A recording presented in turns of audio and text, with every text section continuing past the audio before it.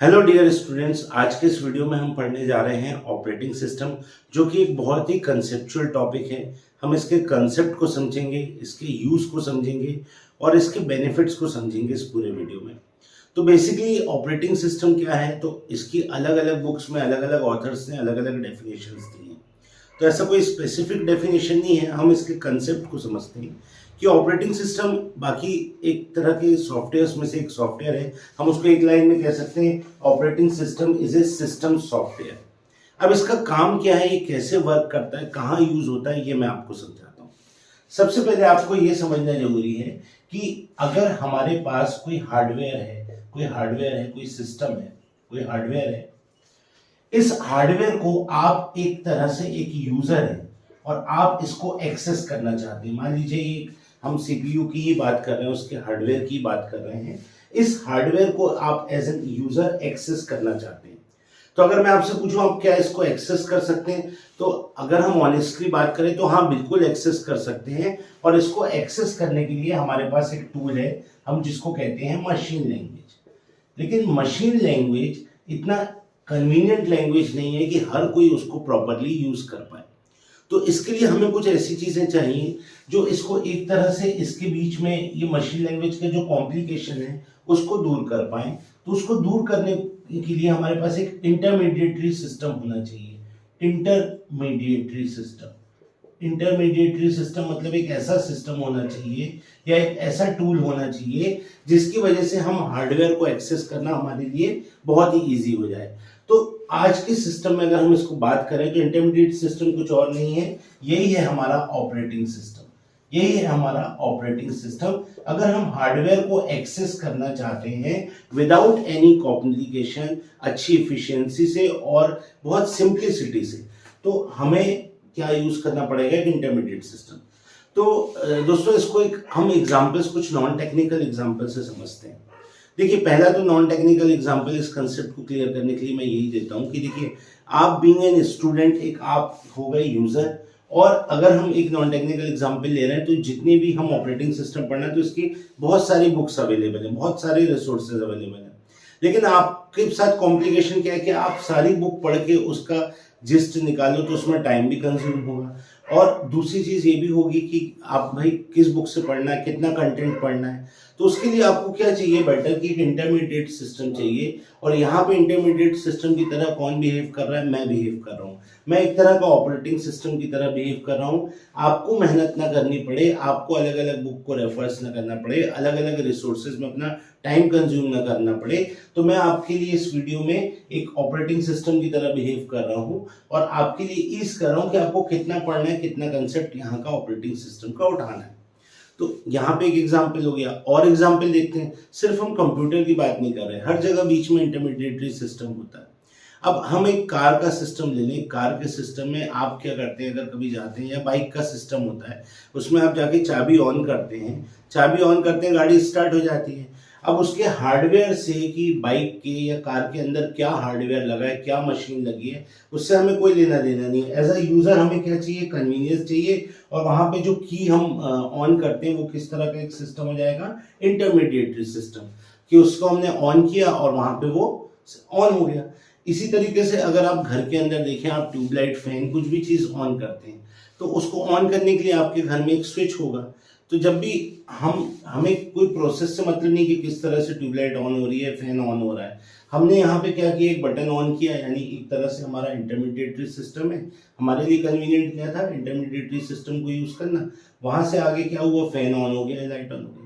तो अगर आप कंसिडर करेंगे तो आपके सराउंडिंग में भी बहुत सारे नॉन टेक्निकल एग्जाम्पल आपको ऑपरेटिंग सिस्टम के मिल जाएंगे। तो दोस्तों अगर हम इसको समराइज करें तो बात करें, ऑपरेटिंग सिस्टम एक तरह का सिस्टम सॉफ्टवेयर है जो कंप्यूटर के हार्डवेयर को, जो हमारा हार्डवेयर है, उसको एक्सेस करने के लिए हम यूज करते हैं। और इसका पहला पॉइंट अगर हम समझें तो हम कह सकते हैं it is an intermediary system. तो पहली बात हो गई कि ऑपरेटिंग सिस्टम कैसे एक्ट करता है, एक इंटरमीडिएटरी सिस्टम की तरह। अब आते हैं कि जब भी हम इसका एक जो सेकंड यूजेज है, वो सेकंड यूजेज है, ये एक तरह का रिसोर्स मैनेजर होता है। देखिए, जब भी आप कंप्यूटर को यूज़ करते हैं, जब भी आप सिस्टम को यूज़ करते हैं, तो आप उसकी मल्टीपल रिसोर्सेज को यूज़ करते हैं, चाहे वो मेमोरी हो या और भी कोई चीज़ हो। तो उस रिसोर्स को कितना यूज़ करना है, कहाँ तक यूज़ करना है, अगर आप मल्टीटास्किंग कर रहे हैं या एक समय पे लैपटॉप पे अपने काम कर रहे हैं, सिस्टम पे काम कर रहे हैं, आप कोई वीडियो देख रहे हैं, तो उस वीडियो में भी अगर आप देखेंगे, तो उस वीडियो में मल्टीटास्क रहते हैं, ब्राइटनेस कंट्रोलिंग रहती है, उसका वॉल्यूम कंट्रोल रहता है, और आपका वीडियो प्लेयर में तो वीडियो चल ही रहा है या कोई मूवी चल रही है। तो ये सब चीज़ें, उसमें कितनी मेमोरी लगेगी, कितना मेमोरी को एक्सेस देना है, ये सब देखने के लिए हमको क्या यूज़ करना पड़ेगा, मतलब जो रिसोर्सेज हैं, जो हमारे सिस्टम की रिसोर्सेज हैं, उसको किस प्रोपोर्शन में यूज करना है, इसका काम कौन करेगा? Resource manager. और resource manager is nothing but हमारा जो ऑपरेटिंग सिस्टम है वही कैसे एक्ट करेगा, एक रिसोर्स मैनेजर की तरह। मतलब कुल मिला के अगर आप उसको ऐसा समझें कि हमारे कंप्यूटर में जितनी भी रिसोर्सेज है, जितने भी फंक्शनैलिटीज हैं, उन सबको जब हमको यूज करना है, कब किसका यूज करना है, कितनी ड्यूरेशन के लिए करना है, कितनी स्टोरेज यूज करनी है, ये सब मैनेज करने के लिए हम क्या यूज करेंगे? रिसोर्स मैनेजर, यानी ऑपरेटिंग सिस्टम। तो पहली बात अगर हम इसको समराइज करें तो क्या हो गया, हमारा जो ऑपरेटिंग सिस्टम है वो एक तरह का इंटरमीडिएटरी सिस्टम है। सिस्टम हार्डवेयर और यूजर के बीच में वो एक्ट करता है ताकि हम कन्वीनियंटली हार्डवेयर को यूज कर सकें। दूसरा हमारा वो एक तरह का रिसोर्स मैनेजर भी है। और तीसरी अगर बात करें तो तीसरी बात करें कि ये एक प्लेटफॉर्म प्रोवाइडर भी है, प्लेटफॉर्म प्रोवाइडर। अब प्लेटफॉर्म प्रोवाइडर से क्या मतलब है?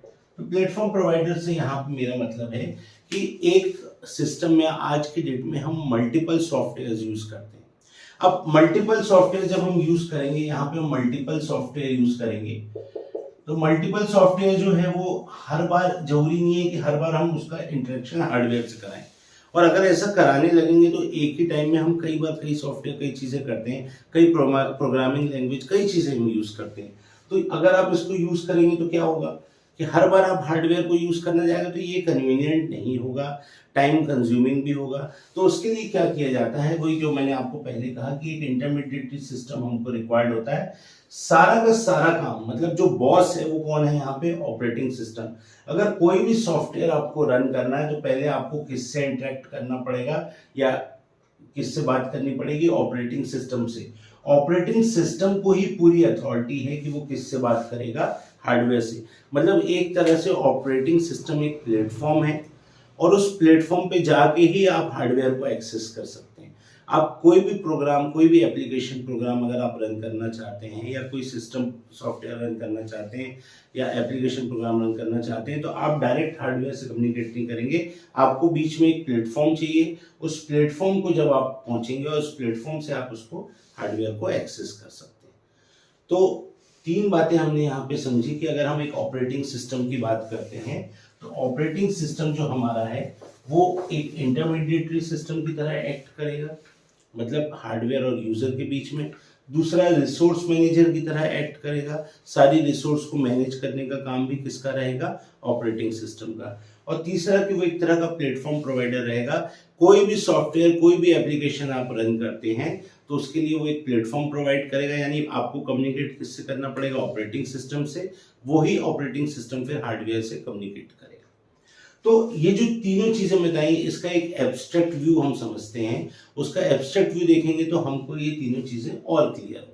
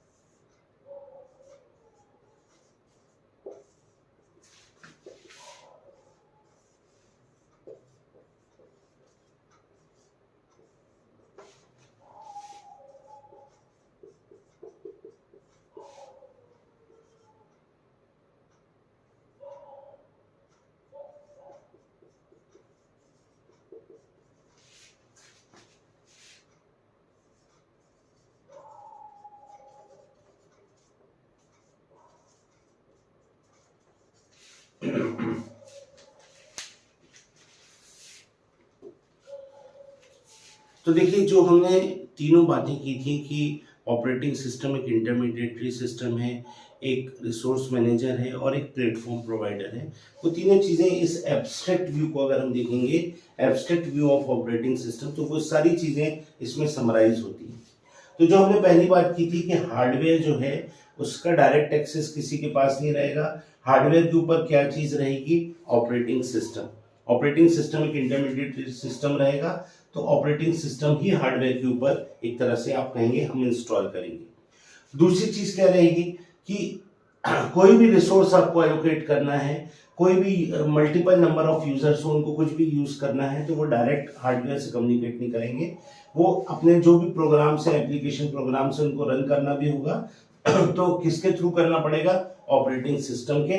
उससे कम्युनिकेट करेंगे और उसके बाद ही वो हार्डवेयर से कम्युनिकेट करके उस फंक्शन को कंप्लीट करेगा। अब यहाँ पे मल्टीपल यूजर हो सकते हैं या एक ही यूजर अलग अलग रिसोर्सेज यूज कर रहा हो, कुछ भी कर रहा हो, लेकिन वो डायरेक्ट कम्युनिकेट हार्डवेयर से नहीं करेगा। उसके लिए सीधा जो भी वो उस अपने एम को अचीव करने के लिए वो जो भी एप्लीकेशन प्रोग्राम रन करेगा, first it has to interact with operating system. Operating system से वो प्रोग्राम इंटरेक्ट करेगा और ऑपरेटिंग सिस्टम देन हार्डवेयर के थ्रू उसको इम्प्लीमेंट कराएगा। तो ये एक तरह का एब्स्ट्रैक्ट व्यू है। अगर आपके एग्जाम में क्वेश्चन आता है तो और आपको इंट्रोडक्शन ऑफ ऑपरेटिंग सिस्टम के बारे में कुछ लिखना हो, तो इस डायग्राम को जरूर अपने इसमें इंक्लूड करिएगा। तो होपफुली आपको बेसिक इसका समझ में आया होगा ऑपरेटिंग वीडियो का। आने वाले वीडियोस में हम ऑपरेटिंग सिस्टम के और भी पहलुओं को समझेंगे, उसकी फंक्शनैलिटी, उसके गोल, सारी चीज़ें समझेंगे। और अगर आपको इससे रिलेटेड, इस वीडियो से रिलेटेड कोई भी डाउट हो तो आप कमेंट बॉक्स में लिख सकते हैं, या आप ऑपरेटिंग सिस्टम से रिलेटेड कोई और वीडियो चाहते हो तो वो भी कमेंट बॉक्स में लिख सकते हैं। तो मैं नेक्स्ट टाइम उस वीडियो को भी आपके लिए लेकर आऊँगा। Thanks for watching.